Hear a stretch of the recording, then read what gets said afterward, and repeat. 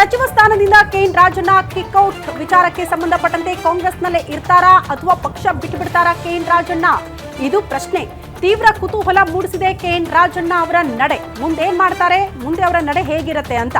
ರಾಜೀನಾಮೆಯಿಂದ ಹೈಕಮಾಂಡ್ ವಿರುದ್ಧವೂ ಕೆಂಡ ಕಾರ್ತಾರೆ ಕೆಎನ್ ರಾಜಣ್ಣ. ಇದರ ಹಿಂದೆ ಷಡ್ಯಂತ್ರ ಇದೆ ಅಂತ ಆಲ್ರೆಡಿ ಕೆಎನ್ ರಾಜಣ್ಣ ಅವರು ಒಂದು ಸ್ಟೇಟ್ಮೆಂಟ್ ಕೊಟ್ಬಿಟ್ರು. ನಿನ್ನೆ ವಜಾ ಆದ ಬಳಿಕ ಪರೋಕ್ಷವಾಗಿ ತಮ್ಮ ಪಕ್ಷದ ನಾಯಕರ ವಿರುದ್ಧವೇ ಕೆಂಡ ಕಾರ್ತಿದ್ದಾರೆ. ಹಾಗಾಗಿ ಕಾಂಗ್ರೆಸ್ ತೋರಿದ್ರೆ ರಾಜಣ್ಣ ಅವರ ಮುಂದಿನ ನಡೆ ಏನು, ಯಾವ ಪಕ್ಷದ ಕಡೆಗೆ ಹೋಗಬಹುದು, ಇದೆಲ್ಲವೂ ಕೂಡ ಸದ್ಯಕ್ಕೆ ಇರುವಂತಹ ಕುತೂಹಲ. ಸೊ ಗರ್ವಾಪ್ಸಿ ಮಾಡುವಂತಹ ನಿರ್ಧಾರಕ್ಕೆ ಏನಾದ್ರೂ ಬರ್ತಾರಾ ಕೆಎನ್ ರಾಜಣ್ಣ ಅನ್ನೋದು ಬಹುದೊಡ್ಡ ಪ್ರಶ್ನೆ ಆಗ್ತಾ ಇದೆ. ಎಕ್ಸಾಕ್ಟ್ಲಿ ಇಂಥ ಪ್ರಭಾವಿ ರಾಜಕಾರಣಿಗಳಿಗೆ ಈ ರೀತಿ ಸಮಸ್ಯೆಗಳಾದಾಗ ಒಂದು ಪಕ್ಷದಲ್ಲಿ ಅದನ್ನ ಎನ್ಕ್ಯಾಶ್ ಮಾಡೋದಕ್ಕೆ ಬೇರೆ ಪಕ್ಷಗಳು ಕೂಡ ಕಾದುಕೊಳ್ತಿರುತ್ತೆ. ಪ್ರಮುಖವಾಗಿ ಈಗ ಜೆಡಿಎಸ್ ಮುನ್ನಡೆಯಲ್ಲಿ ಇದೆ. ಕೆಎನ್ ರಾಜಣ್ಣ ಅವರನ್ನ ಸಂಪರ್ಕ ಮಾಡಿ ಅವ್ರನ್ನ ಕರೆ ತರುವ ಪ್ರಯತ್ನಗಳು ದೊಡ್ಡ ಗೌಡರಿಂದ ಆದ್ರೂ ಕೂಡ ಆಶ್ಚರ್ಯ ಪಡೋ ಹಾಗಿಲ್ಲ. ಅಂತಹ ಬೆಳವಣಿಗೆಗಳು ಕೂಡ ಸದ್ಯ ರಾಜ್ಯ ರಾಜಕೀಯದಲ್ಲಿ ಆಗ್ತಾ ಇದೆ ಅಂತ. ಸೊ ಸಿಎಂ ರಾಜಣ್ಣ ಮಾತುಕತೆ ಹೆಂಗಿತ್ತು ಅನ್ನೋದನ್ನ ಕೂಡ ಗಮನಿಸ್ಬಿಡೋಣ. ಹೈಕಮಾಂಡ್ ಹಾಗೂ ಸಿದ್ದರಾಮಯ್ಯ ಸೂಚನೆಯಂತೆ ಪಕ್ಷದಲ್ಲೇ ಇರ್ತಾರಾ? ಇದು ಬಹುದೊಡ್ಡ ಪ್ರಶ್ನೆ. ಅವರೇ ಅದಕ್ಕೆ ಉತ್ತರ ಕೊಡಬೇಕಾಗುತ್ತೆ. ನಿನ್ನೆ ಸಿಎಂ ಭೇಟಿ ಮಾಡಿದ್ದ ವೇಳೆ ಕೆಎನ್ ರಾಜಣ್ಣ ಅವರು ಪಕ್ಷದಲ್ಲೇ ಉಳಿಬೇಕು ಅನ್ನುವಂಥ ಸಂದೇಶ ಇತ್ತಂತೆ. ಷಡ್ಯಂತ್ರದಿಂದ ಸಚಿವ ಸ್ಥಾನಕ್ಕೆ ರಾಜೀನಾಮೆ ಕೊಡಬೇಕಾಯಿತು ಅನ್ನುವಂತಹ ವಿಚಾರವನ್ನ ಸ್ವತಃ ಕೆಎನ್ ರಾಜಣ್ಣ ಅವರೇ ಪ್ರಸ್ತಾಪ ಮಾಡಿದ್ದಾರೆ. ಇದೆಲ್ಲದರ ಹಿಂದೆ ಇರೋ ನಾಯಕನ ಬಗ್ಗೆ ಕೂಡ ಅವರು ಮಾತನಾಡಿದ್ದಾರೆ. ಬಟ್ ಆ ನಾಯಕ ಯಾರು, ಆ ಕೈ ಯಾರ್ದು, ಇದೆಲ್ಲವೂ ಕೂಡ ಪ್ರಶ್ನೆ. ನೋಡಿ, ಅನೇಕ ವಿಚಾರಗಳು ಮುನ್ನೆಲೆಗೆ ಬರ್ತಾ ಇದೆ. ನಿನ್ನ ಮಗನ ಭವಿಷ್ಯ ನೋಡು, ಆ ತರದ ನಿರ್ಧಾರ ಬೇಡ ಅಂತ ಸಿದ್ದರಾಮಯ್ಯನವರು ಕಿವಿ ಮಾತು ಹೇಳಿದ್ದಾರಂತೆ ಕೆಎನ್ ರಾಜಣ್ಣ ಅವರಿಗೆ. ಇದೆಲ್ಲವೂ ಕೂಡ ಸಿಎಂ ಮತ್ತು ರಾಜಣ್ಣ ಅವರ ನಡುವೆ ಆಗಿರುವಂತಹ ಮಾತುಕತೆ. ರಾಜಣ್ಣ ಮುಂದಿನ ನಡೆ ಏನು ಅನ್ನುವಂತಹ ವಿಚಾರಗಳನ್ನು ಕೂಡ ಗಮನಿಸ್ತಾ ಹೋಗೋಣ. ಆಲ್ರೆಡಿ ಈಗಾಗಲೇ ತುಮಕೂರಿನ ಪುರಸಭೆ ಸ್ಥಾನಕ್ಕೆ ಬೆಂಬಲಿಗರು ರಾಜೀನಾಮೆ ಕೊಡೋದಕ್ಕೆ ಮುಂದಾಗ್ತಿದ್ದಾರೆ. ಅದರ ಜೊತೆಗೆ ಈ ಹಿಂದೆ ಜನತಾದಳ ಬಳಿಕ ಕಾಂಗ್ರೆಸ್ನಿಂದ ಉಚ್ಚಾಟನೆಯಾಗಿದ್ರು ರಾಜಣ್ಣ. ಅದಾದ ಬಳಿಕ ಮತ್ತೊಂದು ಪಾಯಿಂಟ್, ಸ್ವತಂತ್ರ ಅಭ್ಯರ್ಥಿಯಾಗಿ ಸ್ಪರ್ಧೆ ಮಾಡಿ ಗೆದ್ದು ಬಂದಿದ್ರು ರಾಜಣ್ಣ. ಈ ವಿಚಾರವನ್ನ ಕೂಡ ಗಮನಿಸಬೇಕು. ಮುಂದುವರೆದು ಹೈಕಮಾಂಡ್ ಭೇಟಿ ಮಾಡಿ ಬಂದ ಬಳಿಕ ಮುಂದಿನ ನಿರ್ಧಾರ ಅಂತ ರಾಜಣ್ಣ ಅವರು ಹೇಳಿದ್ದಾರೆ. ಹಾಗಾಗಿ ಭೇಟಿ ಬಳಿಕ ಅವರ ನಿರ್ಧಾರ ಏನಾಗಿರುತ್ತೆ ಅನ್ನೋದು ಸದ್ಯ ಇರುವಂತಹ ಕುತೂಹಲ. ತುಮಕೂರು ಜಿಲ್ಲೆಯ ಆ ಭಾಗದಲ್ಲಿ ಮೋಸ್ಟ್ಲಿ ಬೆಂಬಲಿಗರ ಕಾರ್ಯಕರ್ತರ ಅಭಿಪ್ರಾಯವನ್ನ ಪಡೆದುಕೊಳ್ಳಬಹುದು. ಯಾಕಂದ್ರೆ ನಿಮ್ಗೆಲ್ಲ ಗೊತ್ತು, ಸಹಕಾರ ರಂಗದಲ್ಲಿ ಅತಿ ದೊಡ್ಡ ಪ್ರಭಾವಿ ಹಾಕಿದ್ದಾರೆ ಕೆಎನ್ ರಾಜಣ್ಣ ಅವರು. ಈ ಹಿಂದೆ ದೇವೇಗೌಡರ ಜೊತೆ ರಾಜಕಾರಣ ಆರಂಭ ಮಾಡಿದ್ರು ಕೆಎನ್ ರಾಜಣ್ಣ.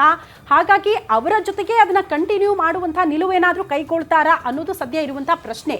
ಆ ರೀತಿ ಬಂದ್ರೆ ಮೈತ್ರಿಗೆ ಅತಿ ದೊಡ್ಡ ಶಕ್ತಿ ಆಗ್ಬಿಡುತ್ತೆ ಕೆಎನ್ ರಾಜಣ್ಣ ಅವರು ಹೋದಂತಹ ಸಂದರ್ಭದಲ್ಲಿ ಅನ್ನುವಂಥ ಲೆಕ್ಕಾಚಾರಗಳು ಕೂಡ ವಿಪಕ್ಷಗಳಲ್ಲಿ ಆಗ್ತಾ ಇದೆ ಅಂತ.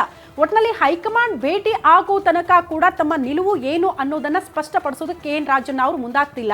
ಡಿಸಿಸಿ ಬ್ಯಾಂಕ್ ಸದಸ್ಯ ಸ್ಥಾನಕ್ಕೂ ಕೂಡ ಆ ಅಧಿಕಾರವನ್ನ ಕೂಡ ಪಡೆದುಕೊಳ್ಳೋದಕ್ಕೆ ಕೆಎನ್ ರಾಜಣ್ಣ ಅವರು ಮುಂದಾಗಿರುವಂತಹ ವಿಚಾರಗಳು. ಸೊ ಈ ಎಲ್ಲಾ ವಿಚಾರಗಳನ್ನ ಏನ್ ಗಮನಿಸ್ತಾ ಇದ್ದೀರಿ, ಇದು ಕೆಎನ್ ರಾಜಣ್ಣ ಅವರ ಮುಂದಿನ ನಡೆ ಏನು ಅನ್ನೋದಕ್ಕೆ ಸಂಬಂಧಪಟ್ಟಂತೆಯೇ ನಾವು ಗಮನಿಸ್ತಾ ಇದ್ದೀವಿ.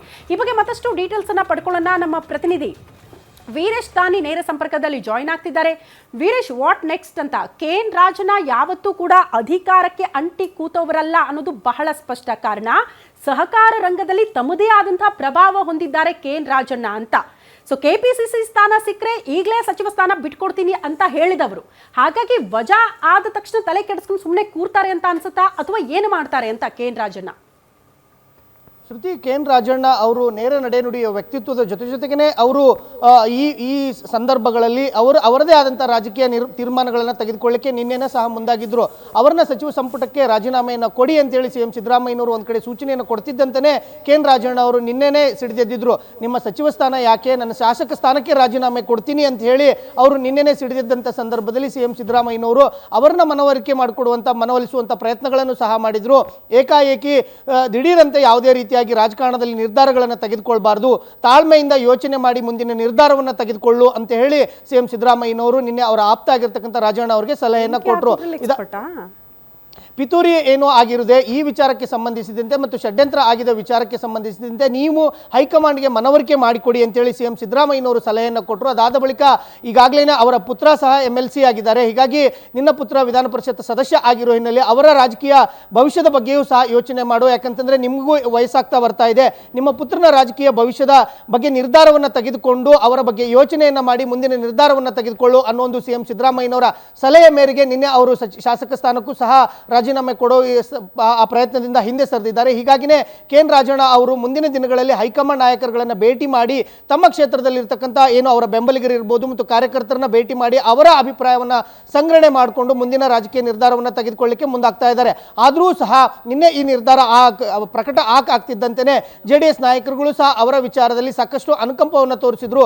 ಕೆ.ಎನ್. ರಾಜಣ್ಣ ಅವರಿಗೆ ಹೀಗಾಗಬಾರ್ದಾಗಿತ್ತು.